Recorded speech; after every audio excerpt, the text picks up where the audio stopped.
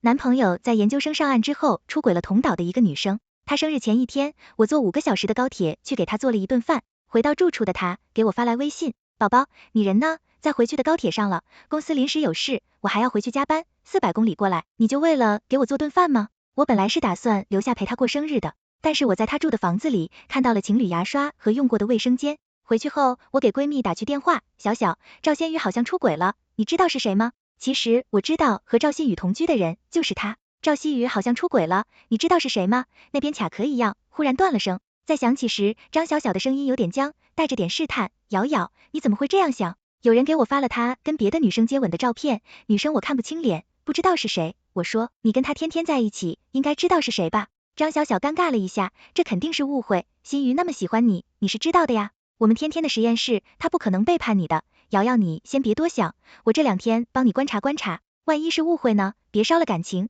结果第2天他一查，告诉我还真的是误会。昨天张小小说要帮我调查，今天中午就发微信问我要我说的那张照片。其实照片也不是假的，我是在回南城的高铁上收到的，我不知道照片是谁发的。我把照片发给了张小小，她看了后说认出了照片里的人是他们许妹。许妹前2天跟赵新宇表白，还强吻他，这就是当时被人偷拍的。瑶瑶，你放心，小鱼子当时就明确拒绝了他，他当时可难受了，回来之后跟我说了这件事，还说怕你不高兴，让我别告诉你呢。事情就是这样的，瑶瑶，还好我帮你搞清楚了。我在电话这头微微勾了勾唇，我知道了，谢谢你啊，小小。张小小语气骤然轻松了很多，又安慰了我几句，但他不知道，我收到了照片不止那一张。我和赵新宇是大学认识的，张小小是他发小，他关系很好，一直互称兄弟。我跟赵新宇毕业后1年，他离开南城，却还是读研。张小小跟他考的同一所学校，还跟他选了同一个导师，2人从此朝夕相处。而我一直留在南城工作，只有空时过去找他。我想他出轨之事应该不是1天2天了，不过他们应该也很怕我知道，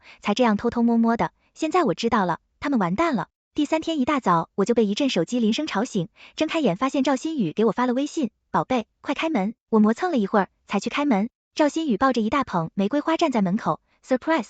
他扑过来把我抱住，把花塞到我怀里，自己从花束里拿出藏着礼物，是一条项链。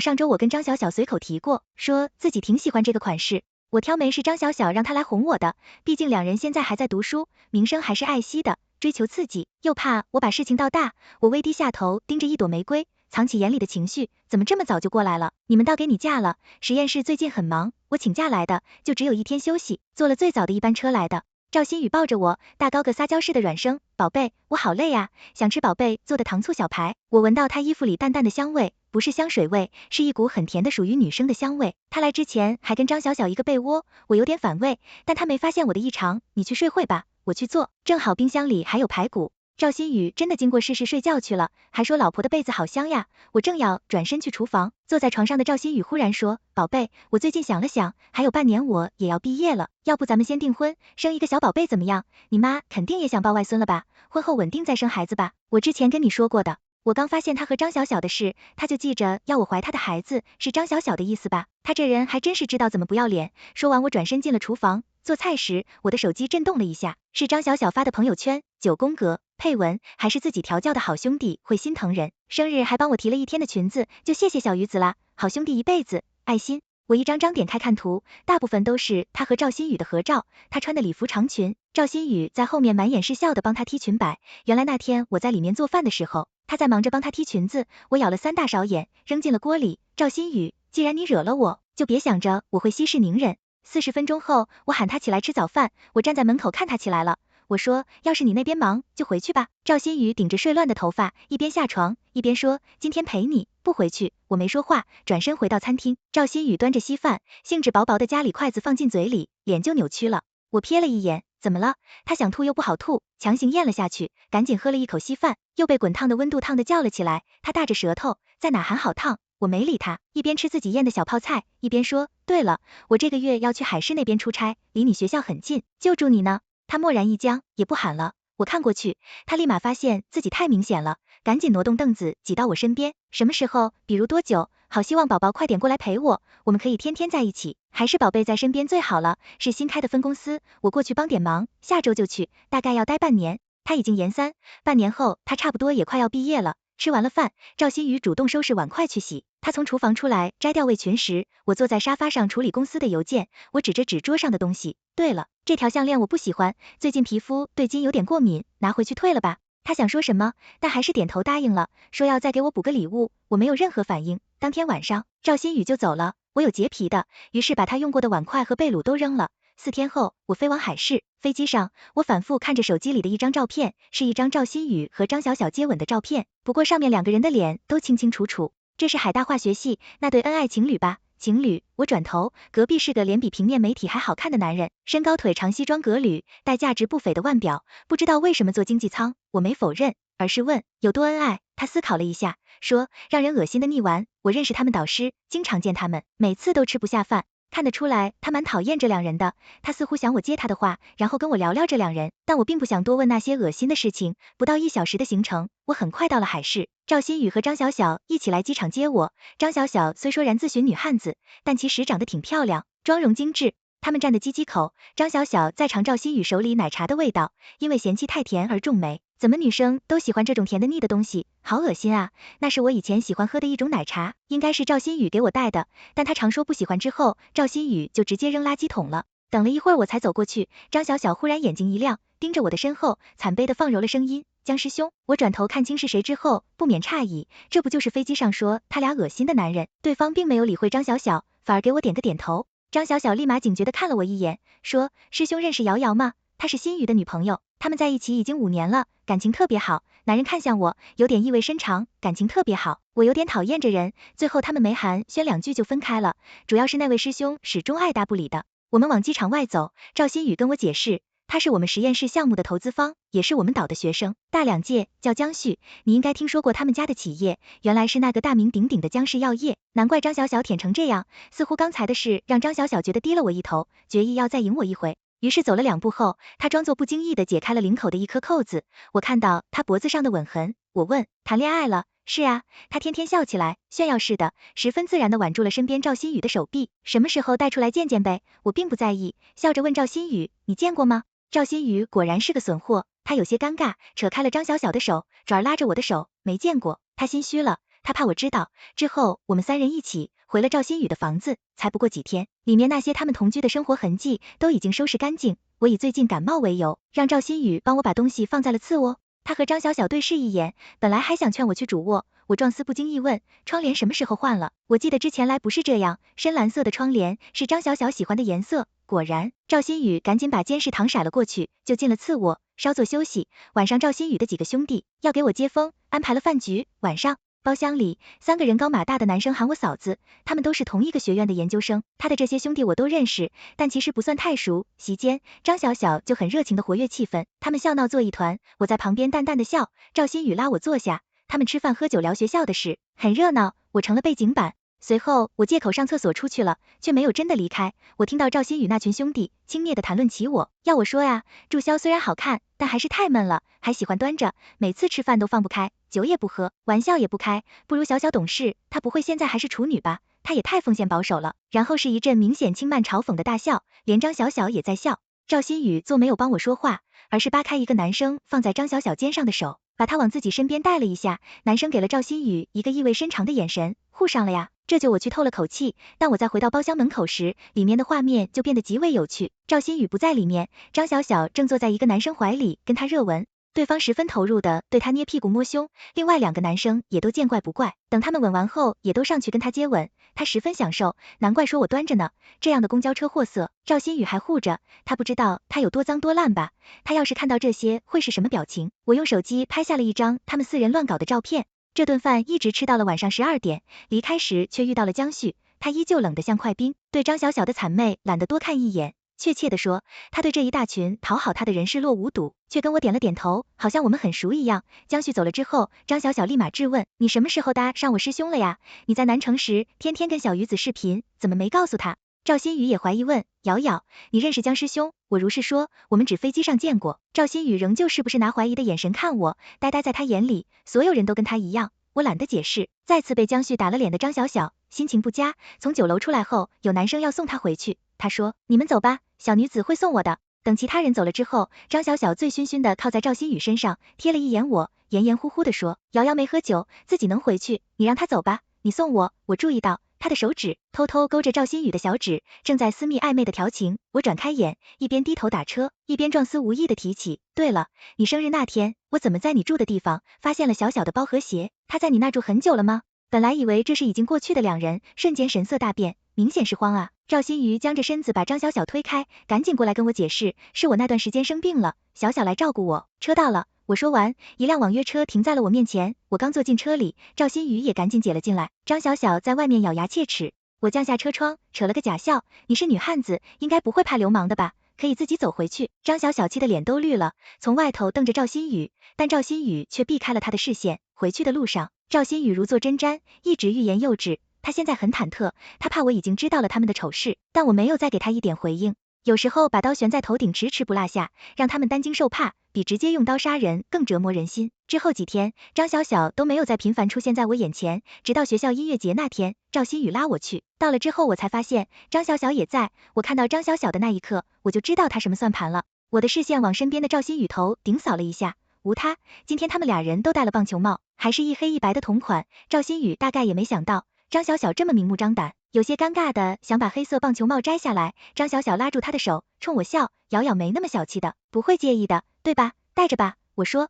音乐节很热闹，入场之后周围都是人，我们被巨大的摇滚音乐包围，随着气氛进入高潮，大屏幕的镜头开始在台下观众里扫寻，对扫到的人需要和身边的人接吻。我还没反应过来，镜头就扫到了赵新宇身上，他右边是我，左边是张小小，全场沸腾。大屏幕里，他和戴着同款帽子的张小小更像是情侣，然后张小小主动吻了赵新宇，屏幕里放大他们接吻的画面，在所有人的起哄声里，张小小勾着他的脖子，热吻。我瞥到张小小的眼神，有种得意的挑衅。等两人分开，张小小的坦荡，玩了游戏而已，都是成年人，瑶瑶没那么玩不起的，对吧？他以为大庭广众下我还会像刚刚允许赵新宇戴帽子一样忍下这一切，但我直接走过去，当着现场所有人的面甩了他们一人一巴掌，两个人都是不敢置信的表情，觉得很诧异吗？你这么不要脸，不是应该想到迟早要挨我的巴掌吗？张小小，你表面上到处跟人称兄道弟，其实处处此经为难，你还很得意是吧？我转头打量赵新宇两眼，赵新宇，你是有女朋友的人啊，你不会推开他吗？你们是从小一起长大，但男女有别你不知道吗？亲嘴亲的这么自然，是不是早就睡过1800回了？我们周围的观众大都是学校的学生，都纷纷挤过来看热闹，不少人早就拿出了手机拍摄。我指着张小小，大声道，这位就是海大男人堆里的交际花，俗称汉字表，她叫张小小，是生物药学研3的学生，各位看清楚了，如果自己男朋友和她有什么交集的话，那就要小心了。我说完，周围不少人开始指着张小小议论，都是鼻子眼神，毕竟汉字表这种东西真的很恶心人。张小小慌啊，急忙含泪望向赵新宇，希望他开口帮他解释，只要他肯说一句。然而赵新宇对上我冷淡嘲弄的眼神，他愣了一下，他闪躲开张小小不依不饶的眼神，走到我身边，拉起我的手，哄我，瑶瑶，你别生气了，我也没想到小小会这样，周围这么多人看着，他没那个胆子，敢跟张小小站在一起。张小小也太蠢了，当第三者还这么高调，他得意忘形了，没想过只要是在人前，赵新宇永远不会站在他那边。我勾起一抹讽刺的笑，甩开了赵新宇的手，转身离开。赵新宇朝我追来，张小小站在原地，被围观学生大骂不要脸，想逃都逃不掉，甚至有认识他的，已经开始被人克服他平日的丰功伟绩。自诩不轻易落泪的女汉子，毫无形象的大哭了起来。很快，音乐节的视频被人发布到了网上，人家情侣接吻，右边的凭什么打人？无语了，看清楚了，那男的是打人小姐姐男朋友，戴白帽子那个女的只是男的发小。什么？我也以为白帽子和男的是情侣呢，人家女朋友在旁边，他这么打扮隔音谁呢？碧池，不要脸，有人在打扮。刚爸有两人戴的帽子是国外小众牌子，正好一非一白，销量都是1，黑色帽子买家秀下，就是这个叫张小小的，戴着帽子自拍，还说要送给很重要的人，帽子应该是互送的。呕了，他真的够婊的，这男的也不是个东西，有这么漂亮的女朋友还不珍惜，还女哥们，什么成分懂得都懂。这件事发酵到最后，两人在网上人人喊打，谁来都要骂两句。张小小但凡去学校，都会有人对他指指点点，不少女生都开始歧视孤立他，他渐渐不敢去学校了。半夜，我听到赵新宇偷偷开门出去的声音，是找张小小去了，估计要去安慰他受伤的心灵。早上我出门，正好碰到赵新宇回来，我无视他要出去，他拉着我的手臂，音乐节的事，错是在你的，我和小小从小一起长大，我最了解他，他只是从小在男生堆里混，性子直，没有心机，你不要拿你们女生小心眼内套来揣测他，所以你想说什么？瑶瑶，我希望你去给他认真道歉，让他原谅你。我忽然就笑了，你脑子没毛病吧？他脸色一沉，他妈妈让我照顾他的，你那天打他，太过分了。重要，你应该给小小道歉，你是不是还不觉得自己没有错？他提高了声音，想对我发作，我直接转身回了房间，然后很快出来，看到我手里拿着的东西，赵新宇一愣，不敢自信的拉住我，你要去哪？我搬出去，你要是喜欢张小小，让他来就行，这窗帘你不多换的他喜欢的吗？本来还想说什么的，赵新宇脸色一白，到底没敢出来追我，我搬到了自己提前找好的房子里去。晚上的时候，赵新宇却给我打来电话，跟我道歉，今天是我说话太激动了，宝宝对不起，他说晚上一起吃饭吧，小小说他想跟你道歉。这倒是稀奇了，张小小肯跟我低头，我倒要看看他们搞什么名堂。于是晚上我去了，但我到了包厢里，等了半个小时，他们都没来。我离开包厢，但却在走廊的转角看到了赵星宇和张小小的身影，他们在接吻，吻得如饥似渴，吻得激烈疯狂。我站在原地看着，生气吗？倒没那么气，更多的还是恶心。这两个人确实喜欢犯贱，而就在这时，一只手从身后过来，捂住我的眼睛，动作很温柔。别看了，脏了眼。略熟悉的声音是江旭，我以为他是来看我笑话的，但他就是把我带进面前的一间杂物间，关上门，松开我不是来笑话你的，也不是戏弄你，祝你好，我喜欢你，我惊愕万分。你可能忘了，你答应这次两宵联谊，我们见过的，以前你身边有人，我尊重你，但他不是个东西，所以我要把你抢回来。瑶瑶，那张照片是我发给你的，我喜欢你。他认真的看着我，明明天生淡色的眼瞳显得冷漠，却在此刻盛满柔情。这时，门外响起了脚步声和张小小说话的声音，我主动凑上去，滚了江旭，他狂喜的愣了一秒，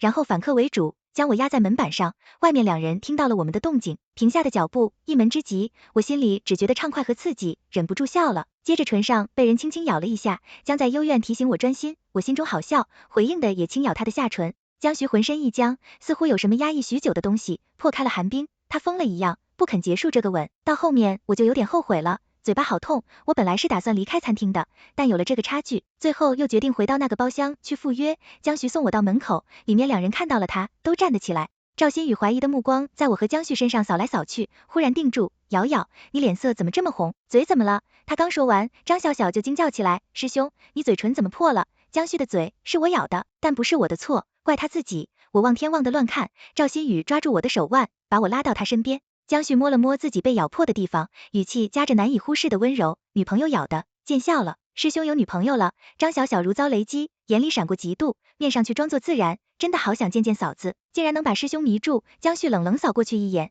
我们不熟，你是我的水，凭什么见他？这跟你有关系吗？张小小笑容僵住，脸色清白。江旭转头跟我道别，祝小姐，下次见。我没理他，心中无语，生怕别人看不出他黏糊的是件事吧。直到江旭离开之后，赵新宇才中眉，以后不要随便跟师兄见面了，毕竟男女有别，你有男朋友，要懂得避嫌。他倒是宽以律己，严以待人，也不知道这口是一样的脑子是怎么读上书的。不过快了，我很快就会让他们付出代价了，还差一点，我不能太便宜了他们。我想的没错，这次张小小确实不是来给我道歉的。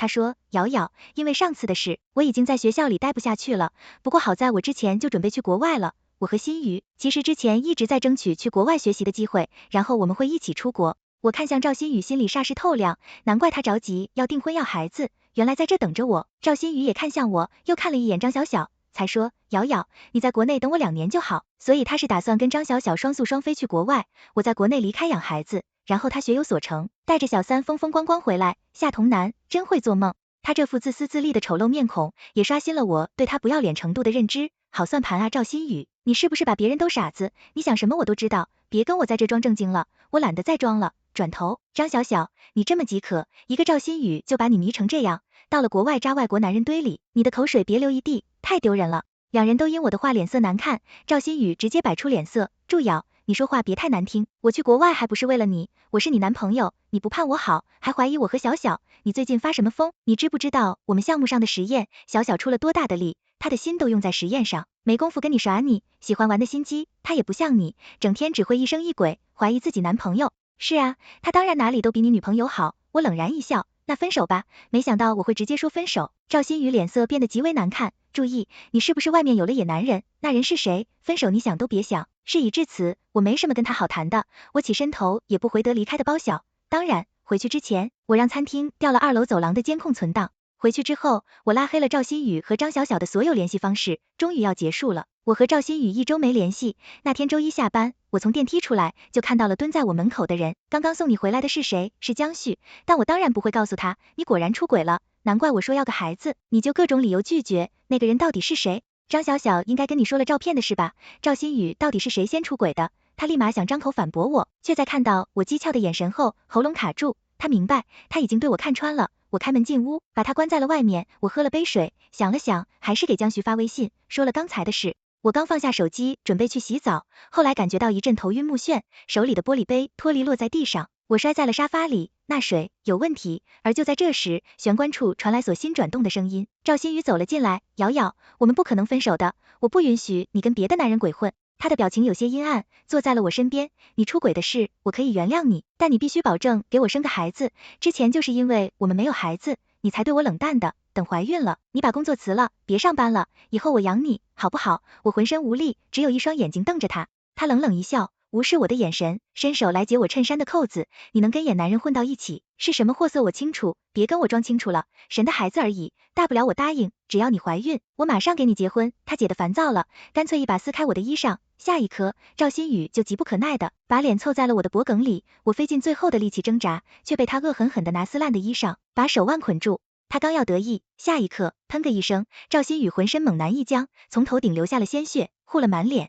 他身后，江旭手里拿着一个已经砸碎的花瓶，玻璃溅了满地。江旭看我一步必体，眼神陡然冰寒，把还在我身上的赵新宇一把拎起，狠狠摔在地上。赵新宇捂直脑袋在地上哀嚎。江旭把我把手解开，脱了西服外套罩在我身上，一转身又狠狠给了赵新宇计较，最后一脚踢在他腰hand上，疼得赵新宇近乎昏死过去，好一会都没声。我看了眼，扯了扯江旭的衣袖，别打了，再打人就死了，给他喊个1208。江旭没动，而是压着眼底的某种情绪，盯着我，要是我没来呢，你怎么办？他的眼神告诉我，他已经猜到我是故意的，我确实是故意的，我知道那杯水有问题，我当然有我的办法脱身，我也知道江旭为什么这么生气，我却沉默了。他很生气，半蹲在我面前，抓着我是肩膀，要我指示他，我说过我愿意帮你，你为什么不跟我说你想要我怎么做，我都可以的，你应该明白。我现在没办法相信别人，我说也没办法这么快去爱上一个人，我可以等，这么多年我都等的，还在乎这些吗？你可能不相信，我有想过要等你一辈子的，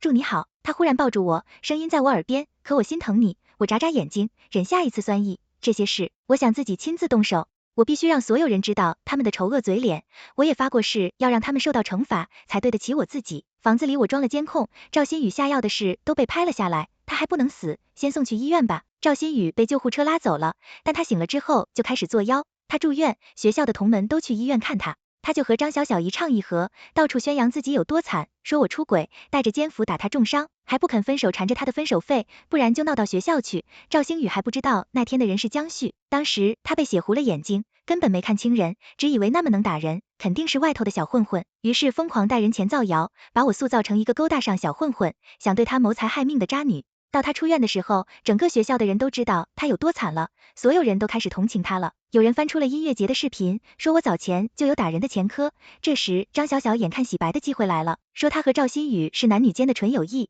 毕竟是从小一起长大的发小，那根本不算是我小题大做了。既然有不少人赞同他的话，不仅如此，张小小还在网上说我一弟3年一直水性杨花，经常跟男人出去开房，刚到海市出差，一见到他师兄就勾引，结果他师兄压根看不上我这种货色。一次我去他们学校找江去，偶然听到了张小小这样跟人高谈阔论，我师兄可是江氏的总裁，年轻有为，学校多少师妹崇拜他，助咬那样，被不知道多少男人玩烂的破鞋真胆小，也不看看自己配吗？被男人玩烂，我很快就会让所有人知道，到底是谁被男人玩烂的。11月的一个中午，他们学校有一场篮球赛，赵新宇喜欢打篮球，自然参加了，还破例带了张小小一起打。场地周围被围得水泄不通，2个队就只有张小小一个女生，她露着白胳膊白腿，在手机前扭腰扭胯，球场上就没有不看她的男生，她明显很享受这种待遇。张小小身材高调，白皮肤高马尾，黄色的球衣让她看起来有些纯欲。赵新宇跟她穿同样的球衣，跟她喝同一瓶水，旁边有人起哄，直接喊她嫂子。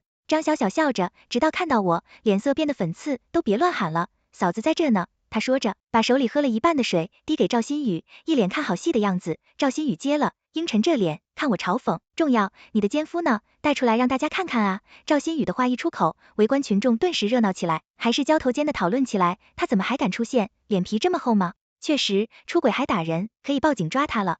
他还敢这么大摇大摆的出来，果然人不要脸，天下无敌，大庭广众我不相信他敢做什么。张小小是个纸皮型女汉子，待会儿他要是犯贱，张小小估计会抽死他，太期待见表被打了，第一次这么喜欢张小小的性格。听着周围的说话声，张小小也阴阳怪气，瑶瑶，怎么一个人来？最近不见你，还以为你回南城了呢。虽然出轨的是你的错，但心雨也说了，只要你肯公开道歉，再把你现在那个奸夫叫来陪你，他愿意同意不追究。他也是念着你们毕竟这么多年情分啊。我没说话，低头给手机上问我在哪的江旭回了条微信，赵新宇不满我的冷淡胎骨，让钱来祝瑶，如果我想，我可以让你的奸夫去坐牢，看在过去几年的份上，你就听小小的，带着他跪下给我道歉，我原谅你。我收起手机，抬头行，不过要跪也是你跪。赵新宇大怒，我却抢先开口，你这脑子能多研究生，是祖坟冒青烟了吧？你真的要我在这么多人面前把你的事情都抖落出来是吧？我们异地，你跟张小小同居的事，你以为我不知道？明天在餐厅走了，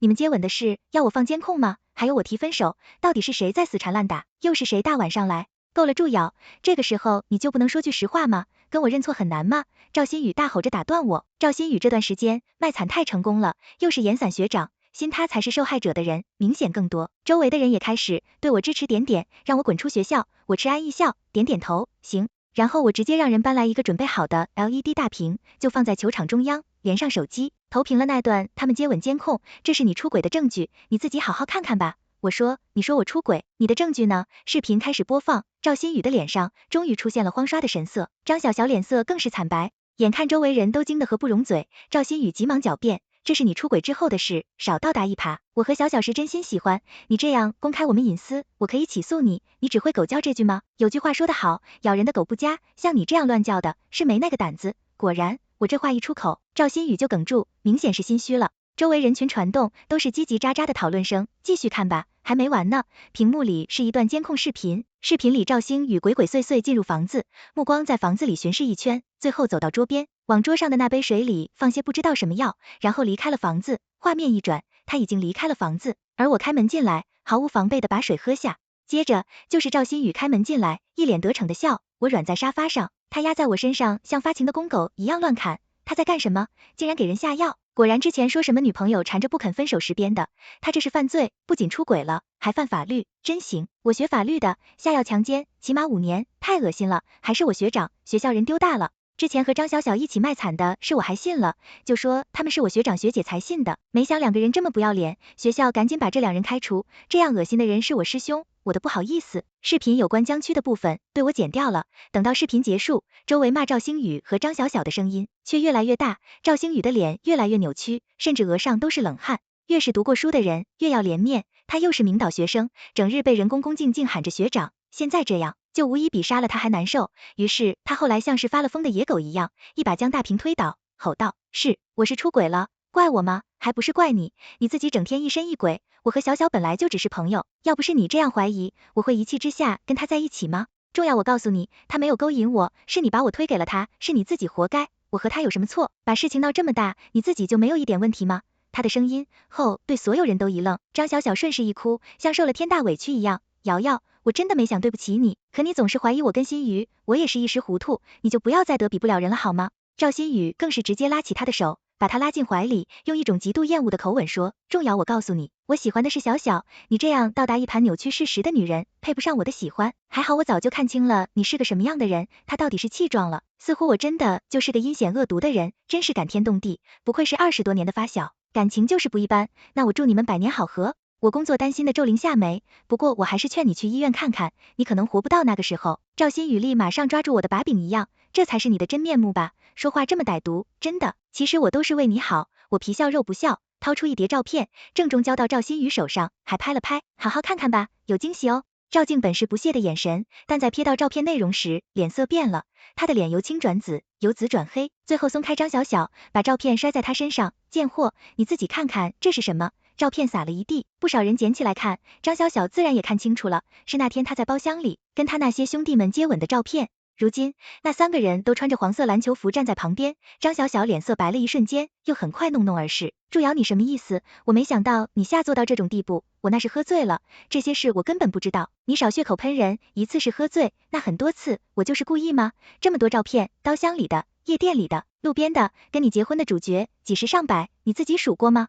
看着张小小表情一点点裂开，我淡淡微笑，你的兄弟是真不少啊，赵新宇也不过是其中之一罢了。赵新宇被我刺得颜面尽失，想对我动手，然而我轻飘飘一句话将他定住。还有啊，张小小他可能真的有病，他还经常在酒吧、滥交参加群趴派对，你们真的很脏。于是赵新宇浑身一颤，眼底的害怕转化成怒气，直接正反2个巴掌朝张小小重重打过去，打得人险些倒在地上。赵新宇字幕日烈，眼睛鲜红，你故意的是不是？你去跟那么多男人睡觉，你有想过我吗？我他妈要是得病了，第一个弄死你，烂货！张小小披散的头发盖在脸上，两边脸都肿着，活脱脱一个笑话。然而他却把头发一撩，流着眼泪怒瞪着我，我是烂货，我就是跟男人睡觉怎么了？都是你情我愿的怎么了？